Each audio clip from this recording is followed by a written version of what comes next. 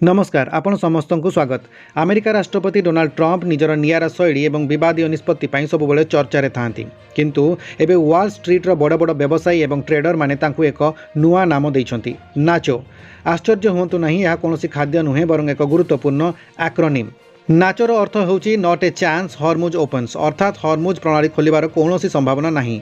Bloomberg columnist Xavier BLAS प्रथमे यही शब्द को सामना को आनी। ईरान सहित चलता संघर्ष जो विश्वर सबुठारु गुरुत्वपूर्ण तैलपथ स्ट्रेट ऑफ हॉर्मुज बंद रही। विश्वर प्राय 20% तेल यही पथ दे जाए। ट्रंप बारंबार दाबी करुछंती जे से यहाकू खोलीदेवे, किंतु वास्तव में एपरी किछि घटू नाही। सेथिपई व्यवसायी माने मध्य ट्रंप प्रति थिबा तांकर विश्वास एबे धीरे धीरे कमाइबार लागिछंती। आपन को मन रखिबाकू हेबो जे एहा पूर्वरु ट्रंप को टाको बोली मध्य कुहा जाउतिला, जार अर्थ थिला ट्रंप ऑलवेज चिकेन्स आउट, अर्थात ट्रंप प्रथमे बड़ बड़ धमक दियंती किंतु परे पछगुंचा देइथांती। जेपरी से पूर्वरु चीन सहित टैरिफ युद्ध समय करथिले, किंतु एबे परिस्थिति बदलिछि। टाकोरु एबे नाचो पर्यंत यात्रा सूचाउछि जे मार्केट बा बजार एबे ट्रंप कथा को गंभीरतार सह नेउ नाही। निकटे ट्रंप सोशल मीडिया रे एक मानचित्र शेयर करथिले, जेउथरे से स्ट्रेट ऑफ हॉर्मुज को स्ट्रेट ऑफ ट्रंप बोली नामित करथिले। से दाबी करथिले जे ईरान तांकर आगरे आंठू माडिबो, किंतु वास्तवता किछि अलगा। गत फेब्रुआरी तेल दर प्राय 40% बढ़ी सारलाणी। ईरान और अमेरिका मध्य चलता यह शक्ति युद्ध में साधारण जनता और विश्व अर्थनीति बड़ी पड़ुछि। यही नामकरण केवल एक मजाक नुहे, यह एक गभीर कूटनैतिक विफलतार संकेत। व्हाइट हाउस पक्षर यही नाम को नहीं कड़ा प्रतिक्रिया दि जाइछि। सेमानकर कहवा कथा यही ट्रेडर माने ही पूर्व ट्रंप अन्य निष्पत्ति को भूल बोली कहते, किंतु प्रश्न उठुछि जदि सतरे स्ट्रेट ऑफ हॉर्मुज खोलिबो नाही तेबे विश्व में शक्ति संकट केते भयंकर हेबो। डोनाल्ड ट्रंपर पाई यही नाचो उपाधि एक बड़ चैलेंज। यह दर्शाऊछि जे केवल सोशल मीडिया पोस्ट किंबा धमक देई विश्व अर्थनीति चलाइबा संभव नुहे। जदि खूब शीघ्र स्ट्रेट ऑफ हॉर्मुज को न खोला जाए तेबे यही नाम ट्रंप राजनैतिक कैरियर पाई एक बड़ कलंक होई रहिजिवो। चैनल टी को सब्सक्राइब करी बेल बटन को ऑन कर दियंतु एवं ता सहित एही वीडियो को गोटिए लाइक कर दियंतु। अमेरिका राष्ट्रपति डोनाल्ड ट्रंप यूरोप निजर सैन्य प्रत्याहार करने को घोषणा कर सारा दुनिया को चकित कर देइछंती। इटाली, स्पेन और जर्मनी यही तीनोटी प्रमुख देशरू अमेरिकीय सेना हटिबा परे कौन हेबो यूरोपर अवस्था।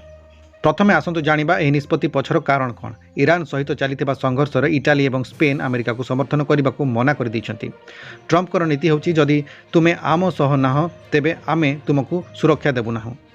जर्मनीर चांसेलर मर्जकर सह चलता पुराणा बद यह निष्पत्ति को आहरी जटिल कर देछि। द्वितीय विश्वयुद्ध परठारु अमेरिका और यूरोप मध्य जो बंधुता रही आसीथिला ताहा एबे भांगिबाकू बसछि। ट्रंपकर अमेरिका फर्स्ट नीति जोगु नाटो संगठन एबे विपदरे। जदि अमेरिका सैन्य प्रत्याहार करे तेबे यूरोपर सुरक्षा व्यवस्था दुर्बल होइजिबो। यह सीधा सड़क फायदा रूस परि देश माने उठाई पारंती। इटाली और स्पेन रे थिबा अमेरिकीय सैन्य घाटी गुड़िक केवल सुरक्षा नुहे बरं सेठाकर स्थानीय अर्थनीति को मध्य साहाय्य करुथिले। यही सैन्य प्रत्याहार फल से देश गुड़िक आर्थिक प्रभाव पड़ो। अन्यपटे ट्रंप यही अर्थ को अमेरिकार घरोई विकास लगाइबाकू चाहूँगी, जहाँ तांकर समर्थकों को खुशी करें। यह घटना भारत पर एक बड़ संकेत। यह दर्शाऊँ जे आजिकल दुनिया कौन बंधुता स्थायी नुहे। प्रत्येक देश निजर स्वार्थ को प्राथमिकता देउछंती। जदि अमेरिका यूरोप निजर ध्यान हटाई निए तेबे एशिया प्रशांत महासागरीय अंचल में चीन प्रभाव वृद्धि पाइबार मध्य संभावना रही। देशରେ प्रश्न उठुछि ट्रंपकर यह जिदखोर निष्पत्ति विश्वर शांति आणिबो ना नुआ विपद को आमंत्रण करिबो। अमेरिका राष्ट्रपति डोनाल्ड ट्रंप ईरान विरोध में एक बड़ पदक्षेप नहीं। ईरान समस्त बंदर को नौसेना जरिए अवरोध करने ट्रंप प्रशासन प्रस्तुति आरंभ कर देइछि। किंतु एही निष्पत्ति केवल दुईटी देश मध्य सीमित नुहे, यह पूरा दुनियार अर्थनीति को विपद को ठेली देइछि। आसंतु जानिबा एहा उपरे कौन रही डिटेल्स। घटनाटी होछि ईरान निकटरे अमेरिका पक्षर दि जाइतिबा एक शांति प्रस्ताव को प्रत्याख्यान करथिला। एथिरे क्षुब्ध होई राष्ट्रपति ट्रंप एबे प्रो लॉन्ग नेवल ब्लॉकेड बा दीर्घकालीन नौसेना अवरोध पाई निर्देश दैछंती। यार सीधा सड़क अर्थ होछि ईरान कौनसी भी बाट देई बाहर दुनिया सह व्यापार करि परिबो नाही। ना तेल रप्तानी होई परिबो ना अत्यावश्यक सामग्री ईरान को जाई परिबो। यही निष्पत्तिर सबुठारु बड़ प्रभाव पड़ी विश्व शक्ति बजार बा एनर्जी मार्केट उपरे। ईरान विश्वर एक प्रमुख तेल रप्तानीकारी देश। जदि यार बंदर गुड़िक सील हो जाए तेबे अंतर्जातीय बजार में क्रूड ऑयल बा अशोधित तैलर दर आकाश छुआ हेबो। भू राजनैतिक दृष्टिकोण देखिले यह एक सामरिक चापर रणनीति। ट्रंप चाहूँगी जे ईरान अर्थनीति को संपूर्ण भाव में पंगु कर दि जाऊ। यह फल तेहरान अमेरिकार शर्त मानवा बाध्य होब, किंतु विश्लेषक मैंने कहते जे यह द्वारा उपसागरीय अंचल में युद्धर परिस्थिति सृष्टि हो पारे। तेबे प्रश्न उठुछि ईरान यार जवाब किपरि देब। अंतर्जातीय बजार में अशोधित तैल बा ब्रेंट क्रूड्र मूल्य बैरेल पिछा $126 अतिक्रम करिछि। गत 4 वर्ष मध्य यह सबुठारु अधिक मूल्य, किंतु हठात कहीं एते दर बढ़िला। ଏହି ଦରର ବୃଦ୍ଧି ପଛରେ ସବୁଠାରୁ ବଡ଼ କାରଣ ହେଉଛି ଆମେରିକା ଏବଂ ଇରାନ ମଧ୍ୟରେ ବଢ଼ୁଥିବା ସାମରିକ ତିକ୍ତତା। ସୂଚନା ଅନୁଯାୟୀ ଆମେରିକା ସେନା ଇରାନ ଉପରେ ସମ୍ଭାବ୍ୟ ଆକ୍ରମଣ ପାଇଁ ନୂଆ ଷ୍ଟ୍ରାଇକ୍ ଅପରେସନ୍ସ ବା ଯୁଦ୍ଧ ଯୋଜନା ପ୍ରସ୍ତୁତ କରୁଛି। ଏହି ଖବର ପ୍ରସାରିତ ହେବା ମାତ୍ରେ ବିଶ୍ୱ ବଜାରରେ ଭୟର ବାତାବରଣ ସୃଷ୍ଟି ହୋଇଛି ଏବଂ ନିବେଶକମାନେ ଆଶଙ୍କା କରୁଛନ୍ତି ଯେ ଯଦି ଏହି ଯୁଦ୍ଧ ହୁଏ ତେବେ ବିଶ୍ୱର ତୈଳ ଯୋଗାଣ ଶୃଙ୍ଖଳା ସମ୍ପୂର୍ଣ୍ଣ ରୂପରେ ବିପର୍ଯ୍ୟସ୍ତ ହୋଇପଡ଼ିବ। ବିଶେଷଜ୍ଞଙ୍କର ମତରେ ଇରାନ ନିକଟରେ ଥିବା ହର୍ମୁଜ୍ ପ୍ରଣାଳୀ ବା ଷ୍ଟ୍ରେଟ୍ ଅଫ୍ ହର୍ମୁଜ୍ ଦେଇ ବିଶ୍ୱର ପ୍ରାୟ 20% ତେଲ ଯାତାୟାତ କରିଥାଏ। ଯଦି ଆମେରିକାର ସାମରିକ ପଦକ୍ଷେପ ଯୋଗୁଁ ଏହି ବାଟ ବନ୍ଦ ହୋଇଯାଏ ତେବେ ତେଲ ଦର କେବଳ $126 ନୁହେଁ ବରଂ $150 ମଧ୍ୟ ଅତିକ୍ରମ କରିପାରେ। ଏହା କେବଳ ଗୋଟିଏ ଦେଶ ନୁହେଁ ବରଂ ପୁରା ବିଶ୍ୱର ଶକ୍ତି ସୁରକ୍ଷାକୁ ବିପଦରେ ପକାଇ ଦେଇଛି। ପରିସ୍ଥିତି ଏବେ ଅତ୍ୟନ୍ତ ଜଟିଳ। ଗୋଟିଏ ପଟେ ଯୁଦ୍ଧର ଆଶଙ୍କା ଏବଂ ଅନ୍ୟପଟେ ଆକାଶଛୁଆଁ ମହଙ୍ଗା ମାଡ଼। ଯଦି ଆମେରିକା ଏବଂ ଇରାନ ମଧ୍ୟରେ କୂଟନୈତିକ ସ୍ତରରେ ସମାଧାନ ନ ହୁଏ ତେବେ ବିଶ୍ୱ ଅର୍ଥନୀତି ଏକ ବଡ଼ ଧରଣର ମାନ୍ଦାବସ୍ଥା ଭିତରକୁ ଠେଲି ହୋଇଯିବ। ଆମେରିକା ଡଲାର ତୁଳନାରେ ଭାରତୀୟ ଟଙ୍କାର ମୂଲ୍ୟ ରେକର୍ଡ ସ୍ତରକୁ ଖସିଯାଇଛି। ପ୍ରଥମ ଥର ପାଇଁ $1ର ମୂଲ୍ୟ 95.34 ଟଙ୍କାରେ ପହଞ୍ଚିଛି। ଏହା କେବଳ ଏକ ସଂଖ୍ୟା ନୁହେଁ ବରଂ ଆମ ପକେଟ୍ ଉପରେ ଏହାର ସିଧାସଳଖ ପ୍ରଭାବ ପଡ଼ିବାକୁ ଯାଉଛି। କିନ୍ତୁ ଟଙ୍କା ଏତେ ଦୁର୍ବଳ କାହିଁକି? ଚାଲନ୍ତୁ ଜାଣିବା। ଟଙ୍କାର ଏହି ଐତିହାସିକ ପତନ ପଛରେ ଦୁଇଟି ପ୍ରମୁଖ କାରଣ ରହିଛି। ପ୍ରଥମଟି ହେଉଛି ପଶ୍ଚିମ ଏସିଆର ସଙ୍କଟ ଏବଂ ଇରାନ ଏବଂ ଆମେରିକା ମଧ୍ୟରେ ବଢ଼ୁଥିବା ଯୁଦ୍ଧ ପରିସ୍ଥିତି ଯୋଗୁଁ ଅଶୋଧିତ ତୈଳ ବା କ୍ରୁଡ୍ ଅଏଲ୍ର ଦର ଆକାଶଛୁଆଁ ହୋଇଛି। ଭାରତ ବହୁ ପରିମାଣର ତେଲ ଆମଦାନୀ କରୁଥିବାରୁ ଆମକୁ ଅଧିକ ଡଲାର ପୈଠ କରିବାକୁ ପଡ଼ୁଛି, ଯାହା ଟଙ୍କା ଉପରେ ଚାପ ପକାଉଛି। ଦ୍ୱିତୀୟ କାରଣଟି ହେଉଛି ସେୟାର ବଜାରରୁ ପୁଞ୍ଜି ପ୍ରତ୍ୟାହାର। ବିଶ୍ୱ ବଜାରରେ ଅନିଶ୍ଚିତତାକୁ ଦେଖି ବିଦେଶୀ ନିବେଶକମାନେ ଭାରତୀୟ ବଜାରରୁ ନିଜର ଟଙ୍କା ବାହାର କରି ନେଉଛନ୍ତି। ଏହି କାରଣରୁ ଡଲାରର ଚାହିଦା ବଢ଼ିଛି ଏବଂ ଟଙ୍କାର ମୂଲ୍ୟ କ୍ରମାଗତ ଭାବରେ ହ୍ରାସ ପାଉଛି। ଟଙ୍କା ଦୁର୍ବଳ ହେବାର ଅର୍ଥ ହେଉଛି ଆମଦାନୀ ହେଉଥିବା ପ୍ରତ୍ୟେକ ଜିନିଷ ମହଙ୍ଗା ହେବ ଏବଂ ବିଦେଶରୁ ଆସୁଥିବା ମୋବାଇଲ, ଲ୍ୟାପଟପ୍ ଏବଂ ଇଲେକ୍ଟ୍ରୋନିକ୍ସ ସାମଗ୍ରୀର ଦାମ ବଢ଼ିଯିବ। ସବୁଠାରୁ ବଡ଼ ପ୍ରଭାବ ପଡ଼ିବ ତେଲ ଦର ଉପରେ, ଯାହା ପରିବହନ ଖର୍ଚ୍ଚ ବଢ଼ାଇବ ଏବଂ ଶେଷରେ ଖାଦ୍ୟଶସ୍ୟଠାରୁ ଆରମ୍ଭ କରି ସବୁ ଜିନିଷର ମୂଲ୍ୟ ବୃଦ୍ଧି ହୋଇପାରେ। ଏହାକୁ ଅର୍ଥନୀତି ଭାଷାରେ ଇମ୍ପୋର୍ଟେଡ୍ ଇନଫ୍ଲେକ୍ସନ୍ସ ବା ଆମଦାନୀ ଜନିତ ମୁଦ୍ରାସ୍ଫୀତି ବୋଲି କୁହାଯାଏ। କେବଳ ସାମଗ୍ରୀ ନୁହେଁ, ଯେଉଁମାନେ ବିଦେଶରେ ପଢ଼ୁଛନ୍ତି କିମ୍ବା ବୁଲିବାକୁ ଯିବାକୁ ଯୋଜନା କରୁଛନ୍ତି ସେମାନଙ୍କର ପାଇଁ ଏହା ଏକ ବଡ଼ ଚିନ୍ତାର ବିଷୟ। ଏବେ ସେମାନଙ୍କୁ ଫିସ୍ ବା ଅନ୍ୟାନ୍ୟ ଖର୍ଚ୍ଚ ପାଇଁ ପୂର୍ବ ଅପେକ୍ଷା ଅଧିକ ଭାରତୀୟ ଟଙ୍କା ଖର୍ଚ୍ଚ କରିବାକୁ ପଡ଼ିବ। ରିଜର୍ଭ ବ୍ୟାଙ୍କ ଅଫ୍ ଇଣ୍ଡିଆ ବା RBI ସ୍ଥିତି ଉପରେ ନଜର ରଖୁଛି ଏବଂ ଟଙ୍କାକୁ ସମ୍ଭାଳିବା ପାଇଁ ଡଲାର ବିକ୍ରି ମଧ୍ୟ କରୁଛି। କିନ୍ତୁ ବିଶ୍ୱ ରାଜନୀତି ଯଦି ଶାନ୍ତ ନ ହୁଏ ତେବେ ଟଙ୍କାର ଏହି ପତନକୁ ରୋକିବା କଷ୍ଟକର ହୋଇପଡ଼ିବ। ଆଗାମୀ ଦିନରେ ଆମ ଅର୍ଥନୀତି ଏହି ଚ୍ୟାଲେଞ୍ଜକୁ କିପରି ମୁକାବିଲା କରୁଛି ତାହା ଦେଖିବାକୁ ବାକି ରହିଲା। ଚ୍ୟାନେଲଟିକୁ ସବସ୍କ୍ରାଇବ୍ କରି ବେଲ୍ ବଟନକୁ ଅନ୍ କରିଦିଅନ୍ତୁ ଏବଂ ତା ସହିତ ଏହି ଭିଡ଼ିଓକୁ ଗୋଟିଏ ଲାଇକ୍ କରିଦିଅନ୍ତୁ। ଆମେରିକା ଏବଂ ଇରାନ ମଧ୍ୟରେ ଚାଲିଥିବା ବିବାଦ ଏବେ କେବଳ ସମୁଦ୍ର କିମ୍ବା ସୀମାରେ ସୀମିତ ନାହିଁ, ଏହା ଏବେ ଡିଜିଟାଲ ଦୁନିଆରେ ମଧ୍ୟ ପହଞ୍ଚିଛି। ଆମେରିକାର ଟ୍ରେଜରୀ ବିଭାଗ ଏକ ବଡ଼ ଘୋଷଣା କରି କହିଛି ଯେ ସେମାନେ ଇରାନର ପ୍ରାୟ $450 ମିଲିୟନ କ୍ରିପ୍ଟୋ କରେନ୍ସି ଜବତ କରିଛନ୍ତି। ଏହା ଇରାନ ପାଇଁ ଏକ ବଡ଼ ଆର୍ଥିକ ଧକ୍କା ବୋଲି କୁହାଯାଉଛି। କିନ୍ତୁ ଆମେରିକା ଏହା କାହିଁକି କଲା? ଚାଲନ୍ତୁ ଜାଣିବା। ଇରାନ ଉପରେ ଆମେରିକା ପକ୍ଷରୁ ଅନେକ ଆର୍ଥିକ ପ୍ରତିବନ୍ଧକ ବା ସାଙ୍କସନ୍ସ ଲଗାଯାଇଛି। ଏହି ପ୍ରତିବନ୍ଧକରୁ ବଞ୍ଚିବା ପାଇଁ ଇରାନ ଅନେକ ସମୟରେ କ୍ରିପ୍ଟୋ କରେନ୍ସିର ସାହାରା ନେଇଥାଏ। କାରଣ କ୍ରିପ୍ଟୋ ମାଧ୍ୟମରେ କରାଯାଉଥିବା କାରବାରକୁ ଟ୍ରାକ୍ କରିବା କଷ୍ଟକର। କିନ୍ତୁ ଆମେରିକାର ଗୋଇନ୍ଦା ସଂସ୍ଥା ଏହି ଗୁପ୍ତ ଡିଜିଟାଲ ଚ୍ୟାନେଲକୁ ଚିହ୍ନଟ କରିବାରେ ସଫଳ ହୋଇଛି ଏବଂ ଏକକାଳୀନ $450 ମିଲିୟନ ସମ୍ପତ୍ତିକୁ ଜବତ କରିଛି। ଆମେରିକାର ଏହି ପଦକ୍ଷେପ ପଛରେ ଉଦ୍ଦେଶ୍ୟ ସ୍ପଷ୍ଟ, ଇରାନର ସମସ୍ତ ଆର୍ଥିକ ରାସ୍ତାକୁ ବନ୍ଦ କରିବା। ବର୍ତ୍ତମାନ ନୌସେନା ଅବରୋଧ ମଧ୍ୟରେ ଇରାନ ନିଜର ଅର୍ଥନୀତିକୁ ବଞ୍ଚାଇବା ପାଇଁ ଯେଉଁ ବିକଳ୍ପ ବାଟ ଖୋଜୁଥିଲା ସେଥିରେ ଏହା ଏକ ବଡ଼ ବାଧା ସୃଷ୍ଟି କରିଛି। ଏହାକୁ ଏକ ପ୍ରକାର ଆର୍ଥିକ ଯୁଦ୍ଧ ବୋଲି କୁହାଯାଇପାରେ, ଯେଉଁଠାରେ ବନ୍ଧୁକ ନୁହେଁ ବରଂ ଡାଟା ଏବଂ କୋଡ୍ ମାଧ୍ୟମରେ ଆକ୍ରମଣ କରାଯାଉଛି। ଏହି ଘଟଣା ପରେ ବିଶ୍ୱ କ୍ରିପ୍ଟୋ ବଜାରରେ ମଧ୍ୟ ହଲଚଲ ଦେଖିବାକୁ ମିଳିଛି। ଯଦିଓ ଏହା ଏକ ନିର୍ଦ୍ଦିଷ୍ଟ ଦେଶ ବିରୁଦ୍ଧରେ କାର୍ଯ୍ୟାନୁଷ୍ଠାନ, ତଥାପି ଏହା ପ୍ରମାଣ କରୁଛି ଯେ କୌଣସି ବି ଡିଜିଟାଲ କରେନ୍ସି ସମ୍ପୂର୍ଣ୍ଣ ରୂପରେ ସୁରକ୍ଷିତ ନୁହେଁ। ବିଶ୍ଳେଷକଙ୍କର ମତରେ ଏହାଦ୍ୱାରା ଇରାନର ସାମରିକ ପାଣ୍ଠି ଏବଂ ପ୍ରତିରକ୍ଷା କାର୍ଯ୍ୟକ୍ରମ ବହୁଳ ଭାବରେ ପ୍ରଭାବିତ ହେବ। ଇରାନ ଏବେ ଚତୁର୍ଦ୍ଦିଗରୁ ଘେରି ହୋଇ ରହିଛି। ଗୋଟିଏ ପଟେ ସମୁଦ୍ରରେ ନୌସେନାର ଅବରୋଧ ଏବଂ ଅନ୍ୟପଟେ ଡିଜିଟାଲ ୱାଲେଟ୍ ଉପରେ ଆମେରିକାର ନଜର। ଇରାନ ଏହାର ଜବାବ କିପରି ଦେବ ଏବଂ ଏହି ଅର୍ଥ ହରାଇବା ପରେ ସେଠାରେ ସରକାର କେଉଁ ରଣନୀତି ଆପଣାଇବେ ତାହା ବର୍ତ୍ତମାନ ଦେଖିବାକୁ ବାକି ରହିଲା। ବିଶ୍ୱ ରାଜନୀତିର ଦୁଇ ସବୁଠାରୁ ଶକ୍ତିଶାଳୀ ନେତା ଭ୍ଲାଦିମିର ପୁଟିନ ଏବଂ ଡୋନାଲ୍ଡ ଟ୍ରମ୍ପଙ୍କ ମଧ୍ୟରେ ଏକ ଦୀର୍ଘ 90 ମିନିଟର ଟେଲିଫୋନ୍ ଆଲୋଚନା ହୋଇଛି। ଏହି କଲ୍ ସେତିକିବେଳେ ହୋଇଛି ଯେତେବେଳେ ପଶ୍ଚିମ ଏସିଆରେ ଯୁଦ୍ଧର ବାଦଲ ଘେରି ରହିଛି। ପୁଟିନ ଏହି ଆଲୋଚନାରେ ଟ୍ରମ୍ପଙ୍କୁ ଏକ ଏମିତି ପ୍ରସ୍ତାବ ଦେଇଛନ୍ତି ଯାହା ସମଗ୍ର ବିଶ୍ୱକୁ ଚକିତ କରିଦେଇଛି।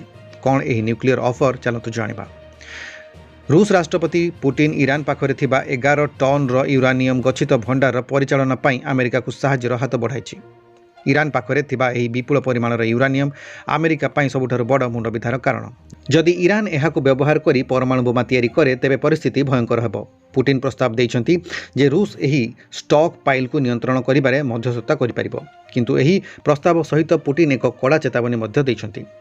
କ୍ରେମଲିନ୍ ପକ୍ଷରୁ କୁହାଯାଇଛି ଯେ ଯଦି ପଶ୍ଚିମ ଏସିଆର ଯୁଦ୍ଧ କିମ୍ବା ଶତ୍ରୁତା ପୁଣି ଥରେ ଆରମ୍ଭ ହୁଏ ତେବେ ଏହାର ଭୟଙ୍କର ପରିଣାମ ଭୋଗିବାକୁ ପଡ଼ିବ। ଏହାର ଅର୍ଥ ହେଉଛି ପୁଟିନ ଏବେ ନିଜକୁ ଜଣେ ଶାନ୍ତିଦୂତ ଭାବରେ ଉପସ୍ଥାପନ କରୁଛନ୍ତି, ଯିଏ ଯୁଦ୍ଧକୁ ରୋକିବା ସହ ପରମାଣୁ ସଙ୍କଟର ସମାଧାନ କରିବାକୁ ଚାହୁଁଛନ୍ତି। ବିଶ୍ଳେଷକଙ୍କର ମତରେ ଏହା ଏକ ଜଟିଳ ଡିପ୍ଲୋମାଟିକ୍ ବ୍ୟାକ୍ ଚ୍ୟାନେଲ ବା ଗୁପ୍ତ କୂଟନୈତିକ ରାସ୍ତା। ଆମେରିକା ଏବଂ ଇରାନ ମଧ୍ୟରେ ସିଧାସଳଖ କଥାବାର୍ତ୍ତା ବନ୍ଦ ହେଉଥିବା ବେଳେ ରୁଷ ଏଠାରେ ଏକ ଗୁରୁତ୍ୱପୂର୍ଣ୍ଣ ସେତୁ ଭାବରେ କାମ କରିପାରେ। ଯଦି ଟ୍ରମ୍ପ ଏହି ପ୍ରସ୍ତାବକୁ ଗ୍ରହଣ କରନ୍ତି ତେବେ ଏହା ବିଶ୍ୱ ଇତିହାସର ଏକ ବଡ଼ ସଫଳତା ହେବ। କିନ୍ତୁ ଏଥିପାଇଁ ଆମେରିକାକୁ ରୁଷ ଉପରେ ଭରସା କରିବାକୁ ପଡ଼ିବ, ଯାହା ବର୍ତ୍ତମାନ ସ୍ଥିତିରେ ସହଜ ନୁହେଁ। ଟ୍ରମ୍ପ ଏବେ ଦ୍ୱନ୍ଦ୍ୱରେ। ଗୋଟିଏ ପଟେ ଇରାନକୁ ପରମାଣୁ ଶକ୍ତି ସମ୍ପନ୍ନ ହେବାରୁ ରୋକିବାକୁ ସୁଯୋଗ ଏବଂ ଅନ୍ୟପଟେ ରୁଷର ବଢ଼ୁଥିବା ପ୍ରଭାବ। ପୁଟିନଙ୍କର ଏହି ଘୋଷଣା ପରେ ବିଶ୍ୱର ନଜର ଏବେ ହ୍ୱାଇଟ୍ ହାଉସ୍ ଉପରେ। କ'ଣ ଟ୍ରମ୍ପ ପୁଟିନଙ୍କର ସହ ମିଶି ଏହି ସଙ୍କଟର ସମାଧାନ କରିବେ?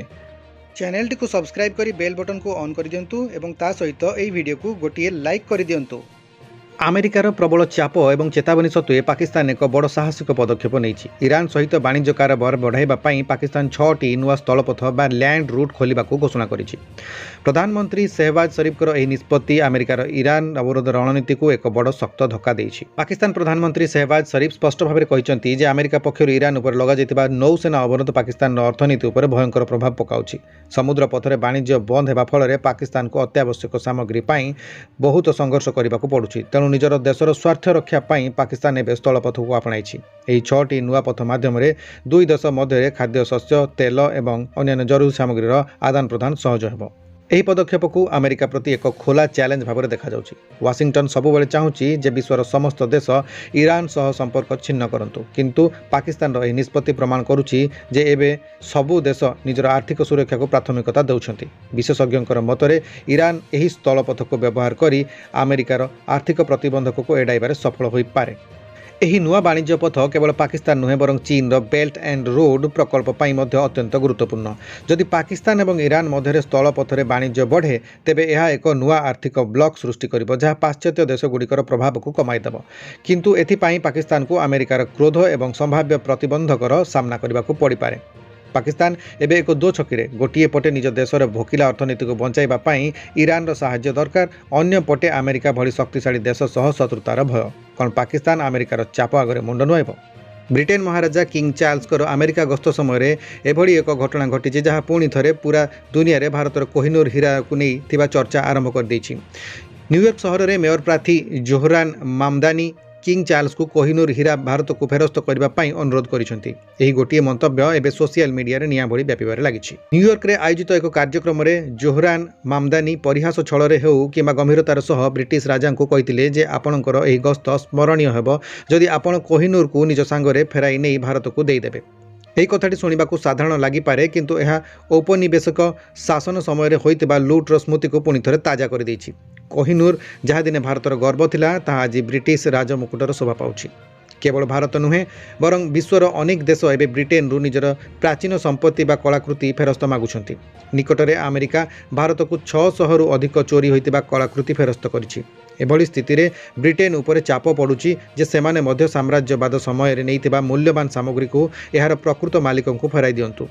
ସୋସିଆଲ ମିଡିଆରେ ହ୍ୟାଶଟ୍ୟାଗ୍ ରିଟର୍ନ କୋହିନୂର ଟ୍ରେଣ୍ଡ କରୁଛି ଏବଂ ସାଧାରଣ ଜନତା ଏହାକୁ ଏକ ଐତିହାସିକ ନ୍ୟାୟ ବୋଲି କହୁଛନ୍ତି। କିନ୍ତୁ ଏହା କ'ଣ ସତରେ ସହଜ? ବ୍ରିଟିଶ ସରକାର ସବୁବେଳେ କହି ଆସୁଛନ୍ତି ଯେ ଏହି ହୀରା ତାଙ୍କୁ ଉପହାର ସ୍ୱରୂପ ମିଳିଥିଲା, ଯଦିଓ ଭାରତୀୟ ଇତିହାସରେ ଏହାକୁ ଏକ ଲୁଟ୍ ବୋଲି ପ୍ରମାଣ କରନ୍ତି। କୂଟନୈତିକ ସ୍ତରରେ ଏହି ପ୍ରସଙ୍ଗ ଅତ୍ୟନ୍ତ ଜଟିଳ। ଯଦି ବ୍ରିଟେନ କୋହିନୂର ଫେରାଏ ତେବେ ତାକୁ ବିଶ୍ୱର ଅନେକ ଦେଶମାନଙ୍କୁ ମଧ୍ୟ ସେମାନଙ୍କର ମୂଲ୍ୟବାନ ସମ୍ପତ୍ତି ଫେରାଇବାକୁ ପଡ଼ିବ, ଯାହା ବ୍ରିଟିଶ ମ୍ୟୁଜିୟମକୁ ଶୂନ୍ୟ କରିଦେଇପାରେ। ଜୋହରାନ ମାମଦାନିଙ୍କର ଏହି କଥା ବ୍ରିଟେନ ପାଇଁ ଅଡ଼ୁଆ ପରିସ୍ଥିତି ସୃଷ୍ଟି କରିଛି। କିଙ୍ଗ ଚାର୍ଲସ କୌଣସି ପ୍ରତିକ୍ରିୟା ଦେଇନାହାନ୍ତି ସତ, କିନ୍ତୁ ଏହି ଦାବି ଏବେ ଏକ ଜନ ଆନ୍ଦୋଳନର ରୂପ ନେଉଛି। କ'ଣ ଆପଣଙ୍କୁ ଲାଗୁଛି କି କୋହିନୂର କେବେ ଭାରତକୁ ଫେରିବ? ସୂଚନା ମୁତାବକ ଭାରତରୁ ବିଭିନ୍ନ ସମୟରେ ଚୋରି ହୋଇ ବିଦେଶକୁ ଚାଲାଣ ହୋଇଥିବା 657ଟି ଦୁର୍ଲଭ କଳାକୃତି ଏବେ ପୁଣି ନିଜ ମାଟିକୁ ଫେରୁଛି। ଆମେରିକା ସରକାର ଏହି ଅମୂଲ୍ୟ ସମ୍ପତ୍ତିକୁ ଭାରତକୁ ହସ୍ତାନ୍ତରିତ କରିଛନ୍ତି। ଏହି ଘଟଣା କେବଳ ଭାରତ ଆମେରିକା ମଧ୍ୟରେ ଥିବା ବନ୍ଧୁତ୍ୱକୁ ଦର୍ଶାଉ ନାହିଁ, ବରଂ ସାଂସ୍କୃତିକ ଚୋରି ବିରୁଦ୍ଧରେ ଏହା ଏକ ବଡ଼ ବିଜୟ। ଏହି 657ଟି କଳାକୃତିର ଆନୁମାନିକ ମୂଲ୍ୟ ପ୍ରାୟ $14 ମିଲିୟନ ବା ପ୍ରାୟ 117 କୋଟି ଟଙ୍କାରୁ ଅଧିକ। ଏହି ସଂଗ୍ରହର ଏମିତି ଅନେକ ଦୁର୍ଲଭ ମୂର୍ତ୍ତି ଏବଂ ପୁରାତନ ସାମଗ୍ରୀ ରହିଛି ଯାହା ଶତାବ୍ଦୀ ପୁରୁଣା ଏବଂ ଏହି ସାମଗ୍ରୀଗୁଡ଼ିକୁ ବେଆଇନ ଭାବରେ ଭାରତରୁ ତସ୍କରୀ କରାଯାଇ ଆମେରିକାର ବିଭିନ୍ନ ବ୍ୟକ୍ତିଗତ ସଂଗ୍ରହାଳୟ ବା ଗ୍ୟାଲେରୀରେ ରଖାଯାଇଥିଲା। ଆମେରିକାର ସୁରକ୍ଷା ସଂସ୍ଥା ଏବଂ ଭାରତୀୟ ଦୂତାବାସର ମିଳିତ ପ୍ରୟାସରେ ଏହିସବୁ ସାମଗ୍ରୀକୁ ଉଦ୍ଧାର କରାଯାଇଛି।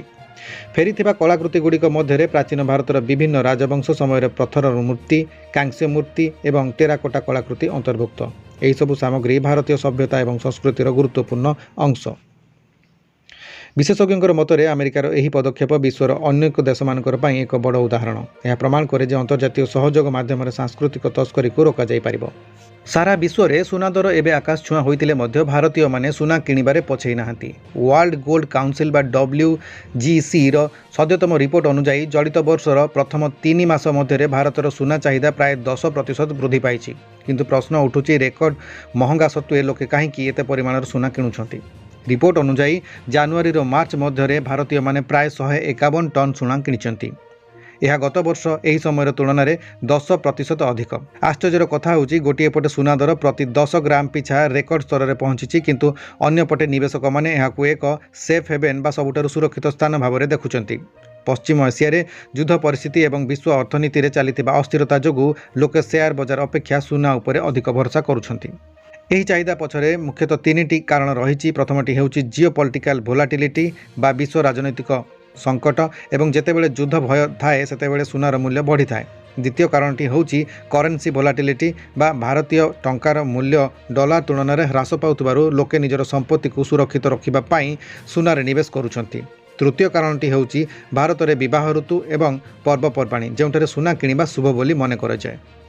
ରିପୋର୍ଟରେ ଏହା ମଧ୍ୟ କୁହାଯାଇଛି ଯେ କେବଳ ଅଳଙ୍କାର ନୁହେଁ, ବରଂ ସୁନା ବିସ୍କୁଟ ଏବଂ କଏନ୍ ଭଳି ନିବେଶ ଭିତ୍ତିକ ସୁନାରେ ମଧ୍ୟ ଚାହିଦା ଦ୍ରୁତ ଗତିରେ ବଢ଼ିବାରେ ଲାଗିଛି। ଭାରତୀୟ ମଧ୍ୟବିତ୍ତ ଶ୍ରେଣୀ ଏବେ ସୁନାକୁ କେବଳ ପିନ୍ଧିବା ପାଇଁ ନୁହେଁ, ବରଂ ଭବିଷ୍ୟତର ଏକ ଆର୍ଥିକ ଢାଲ ଭାବରେ ବ୍ୟବହାର କରୁଛନ୍ତି। ତେବେ ସୁନା ଦର କ'ଣ ଆଗକୁ ଆହୁରି ବଢ଼ିବ? ବିଶ୍ଳେଷକମାନେ କହୁଛନ୍ତି, ଯେ ପର୍ଯ୍ୟନ୍ତ ବିଶ୍ୱ ବଜାରରେ ଅନିଶ୍ଚିତତା ରହିବ ସେ ପର୍ଯ୍ୟନ୍ତ ସୁନାର ଚମକ କମିବ ନାହିଁ। କଳ୍ପନା କରନ୍ତୁ ଏମିତି ଏକ ଦୁନିଆ ଯେଉଁଠି ପ୍ରବଳ ବର୍ଷା କିମ୍ବା ବରଫପାତ ସମୟରେ ବିଜୁଳି ତାର ମରାମତି ପାଇଁ କୌଣସି ମଣିଷକୁ ବିପଦପୂର୍ଣ୍ଣ ଖୁଣ୍ଟକୁ ଚଢ଼ିବାକୁ ପଡ଼ିବ ନାହିଁ। ଚୀନ ଏହି କଳ୍ପନାକୁ ବାସ୍ତବତାରେ ପରିଣତ କରିବାକୁ ଯାଉଛି। ନିଜର ନ୍ୟାସନାଲ ପାୱାର ଗ୍ରିଡ୍କୁ ସମ୍ପୂର୍ଣ୍ଣ ଅଟୋମେଟିକ୍ କରିବା ପାଇଁ ଚୀନ ଏକ ବଡ଼ ଘୋଷଣା କରିଛି। ଚୀନ ସରକାର ଏହି ପ୍ରୋଜେକ୍ଟ ପାଇଁ $1 ବିଲିୟନ ଆମେରିକୀୟ ବା ପ୍ରାୟ 8,300 କୋଟିରୁ ଅଧିକ ଟଙ୍କା ବିନିଯୋଗ କରିବାକୁ ନିଷ୍ପତ୍ତି ନେଇଛନ୍ତି। ଏହି ଅଭିଯାନ ଅଧୀନରେ 8,500 ଅତ୍ୟାଧୁନିକ ରୋବୋଟ ମୁତୟନ କରାଯିବ। ଏହି ରୋବୋଟଗୁଡ଼ିକ କେବଳ ପାୱାର ଲାଇନ୍ ଯାଞ୍ଚ କରିବେ ନାହିଁ, ବରଂ କୌଣସି ଯାନ୍ତ୍ରିକ ତ୍ରୁଟି ଦେଖାଦେଲେ ତାକୁ ନିଜେ ସଜାଡ଼ିବାର କ୍ଷମତା ମଧ୍ୟ ରଖିବେ। ବର୍ତ୍ତମାନ ପ୍ରଶ୍ନ ଉଠୁଛି, ଚୀନ ଏତେ ଟଙ୍କା ଖର୍ଚ୍ଚ କରି ରୋବୋଟ କାହିଁକି ଲଗାଉଛି? ଏହାର 2ଟି ମୁଖ୍ୟ କାରଣ ରହିଛି। ବିଦ୍ୟୁତ୍ ବିଭାଗରେ କାମ କରିବା ଅତ୍ୟନ୍ତ ବିପଦପୂର୍ଣ୍ଣ। ରୋବୋଟ ବ୍ୟବହାର କଲେ ମାନବ ସମ୍ବଳର ପ୍ରାଣହାନି ଆଶଙ୍କାକୁ ଶୂନ୍ୟ କରାଯାଇପାରିବ। ମଣିଷ ତୁଳନାରେ ରୋବୋଟ 24 ଘଣ୍ଟା କାମ କରିପାରିବେ ଏବଂ ଅତି ସୂକ୍ଷ୍ମରୁ ସୂକ୍ଷ୍ମ ତ୍ରୁଟିକୁ ମଧ୍ୟ ଧରିପାରିବେ, ଯାହାଦ୍ୱାରା ବାରମ୍ବାର ପାୱାର କଟ୍ ସମସ୍ୟାରୁ ମୁକ୍ତି ମିଳିବ। ଏହା କେବଳ ବିଜୁଳି ବିଭାଗର କଥା ନୁହେଁ, ଚୀନ ନିଜର ସମସ୍ତ ଭିତ୍ତିଭୂମିକୁ ମଡର୍ଣ୍ଣାଇଜ୍ କରିବାକୁ ଚାହୁଁଛି। ଚୀନରେ ଶ୍ରମିକଙ୍କର ସଂଖ୍ୟା କମୁଥିବାରୁ ଏବଂ ମଜୁରୀ ବଢ଼ୁଥିବାରୁ ରୋବୋଟଙ୍କର ଉପରେ ନିର୍ଭର କରିବା ସେମାନଙ୍କର ପାଇଁ ଅର୍ଥନୈତିକ ଦୃଷ୍ଟିରୁ ଲାଭଦାୟକ। ଏହି ପଦକ୍ଷେପ ଚୀନକୁ ବିଶ୍ୱର ଟେକ୍ନୋଲୋଜି ସୁପର ପାୱାର ଭାବରେ ପ୍ରତିଷ୍ଠିତ କରିବାରେ ସାହାଯ୍ୟ କରିବ। ଚ୍ୟାନେଲଟିକୁ ସବସ୍କ୍ରାଇବ୍ କରି ବେଲ୍ ବଟନକୁ ଅନ୍ କରିଦିଅନ୍ତୁ ଏବଂ ତା ସହିତ ଏହି ଭିଡ଼ିଓକୁ ଗୋଟିଏ ଲାଇକ୍ କରିଦିଅନ୍ତୁ।